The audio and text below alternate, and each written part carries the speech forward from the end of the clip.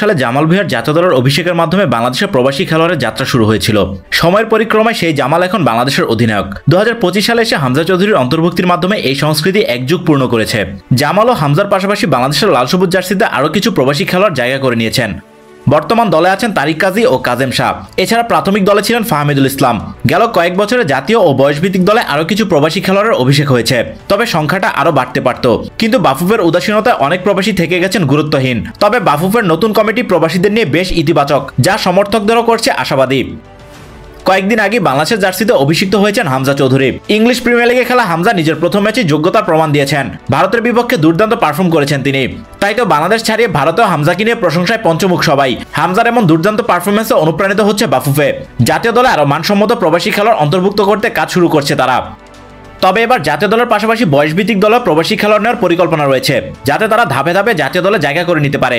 এই পরিকল্পনার অংশ হিসেবে আগামী জুনে ঢাকায় আয়োজন করা হবে একটি বিশেষ ট্রায়াল, যেখানে প্রায় 50 জন প্রবাসী খেলোয়াড় অংশ নেবেন। শুধু পুরুষ খেলোয়াড়ই নয়, নারী খেলোয়াড়রাও এই ট্রায়ালে অংশ নেবেন। ট্রায়ালে উত্তীর্ণদের সুযোগ দেওয়া হবে বয়সভিত্তিক দলগুলোতে।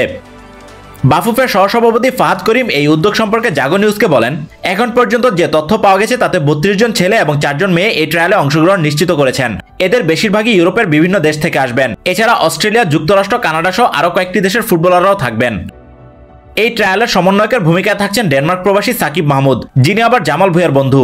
তিনি বলেন, 2.5 বছর আগে ঢাকায় গিয়েছিলাম, তখন জামাল সহ অনেকের সঙ্গে সময় কাটানোর সুযোগ হয়েছিল। বসুন্ধরা কিংস সহ কয়েকটি ক্লাবের কর্মকর্তাদের সাথেও বৈঠক করেছি। তখন থেকে আমি মনে করেছি যে বাংলাদেশ দলের খেলা আরও উন্নত করা সম্ভব মানসম্পন্ন প্রবাসী খেলোয়াড়দের অন্তর্ভুক্তির মাধ্যমে। সেই চিন্তা থেকেই ডেনমার্কে ফিরে গিয়ে আমি বাংলাদেশি বলার্স নামে একটি ইনস্টাগ্রাম পেজ চালু করি, যার মাধ্যমে প্রতিভাবান বাংলাদেশি প্রবাসী ফুটবলারদের একত্রিত করেছি। এই ট্রায়ালে অংশ নেওয়া খেলোয়াড়দের মধ্যে 15 জনই ইংল্যান্ডের, যেখানে 3 জন নারী খেলোয়াড় রয়েছেন। সুইডেন থেকে 7 জন খেলোয়াড় থাকবেন, যার মধ্যে 1 জন নারী। যুক্তরাষ্ট্র থেকে 3 জন এবং ইতালি থেকে আসবেন 1 জন। এছাড়া কানাডা, এস্তোনিয়া ও জার্মানি থেকেও খেলোয়াড় আসার সম্ভাবনা রয়েছে। জুনের ঠিক কত তারিখে ট্রায়াল হবে সেটা এখনো চূড়ান্ত করেনি বাফুফে। তবে ধারণা করা হচ্ছে সিঙ্গাপুরের বিপক্ষে বাংলাদেশের এশিয়ান কাপ বাছাই পর্বের ম্যাচের আগে বা পরে এটি আয়োজন করা হতে পারে। ফাহাদ করিম এ বিষয়ে বলেন, এই ট্রায়ালের জন্য যে ফুটবলারদের ডাকা হয়েছে তাদের বয়স 16 থেকে 29 বছরের মধ্যে। ট্রায়ালে অংশ নিতে সবাই নিজেদের খরচেই ঢাকায় আসবেন। বাংলাদেশের ফুটবল অঙ্গনে প্রবাসী খেলোয়াড়দের অন্তর্ভুক্তির বিরুদ্ধে অনেক সাবেক ফুটবলার বিরোধিতা করেন, কিন্তু সমর্থকদের মধ্যে আগ্রহের কেন্দ্রবিন্দু প্রবাসীরা। কারণ দেশে প্রতিভা তৈরির কথা বলে একটা লম্বা সময় ধরে শুধু পেছনের দিকে নেমেছে বাংলাদেশের ফুটবল। তাই তো মানসম্পন্ন প্রবাসীদের নিয়ে যদি সাফল্যের দেখা মিলে, তাহলে এই সুযোগ কেন নেওয়া হবে না? বাফুফের নতুন কমিটিও এই ব্যাপারে বেশ ইতিবাচক ভূমিকা রাখছে। বাফুফের সভাপতি তাবিদ আওয়াল জানিয়েছেন, ইউরোপেও একটি ট্রায়ালের আয়োজন করা হবে। যারা বাংলাদেশে আসতে পারবেন না তারা সেখানে ট্রায়াল দেবেন।